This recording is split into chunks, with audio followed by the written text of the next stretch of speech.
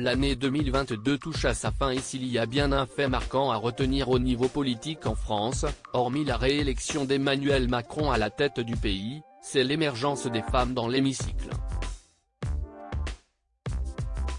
En plus de Yaël Braun-Pivet, première femme présidente de l'Assemblée nationale, 3 autres sont présidentes de groupe, Aurore Berger pour Renaissance, Marine Le Pen pour le Rassemblement national et Mathilde Panot pour la France insoumise, a rappelé le journal L'Opinion ce mardi 27 décembre.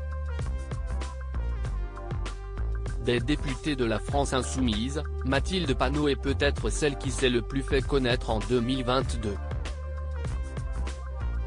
Si Caroline Fiat, députée LFI, est appréciée par ses adversaires, on ne peut pas en dire autant de la présidente du groupe qui, elle, apparaît très clivante. Marine Le Pen est beaucoup moins agressive que Mathilde Panot, a indiqué un membre de son entourage au quotidien. Même son de cloche du côté de Yaël Braun-Pivet qui a confié que même en tête-à-tête avec moi, elle reste très dure. Une femme qui ne craint pas de s'exprimer si elle donne du fil à retordre à bon nombre de ses adversaires, Mathilde Panot n'a jamais craint de dire ce qu'elle pensait.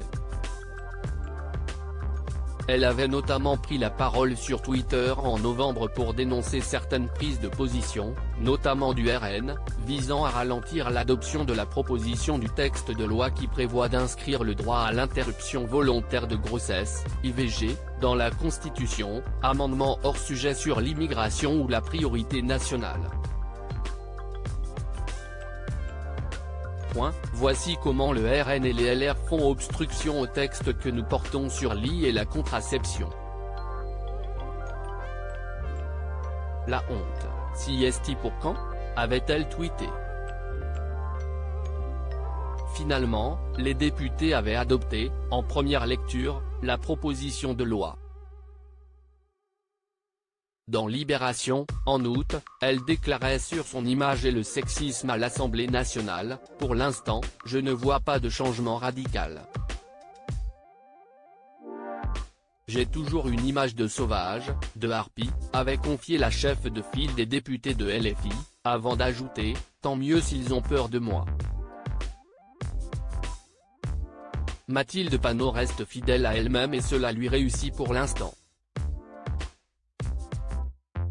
Article écrit en collaboration avec 6 médias Crédit Photo, Jean-Martin Sipa.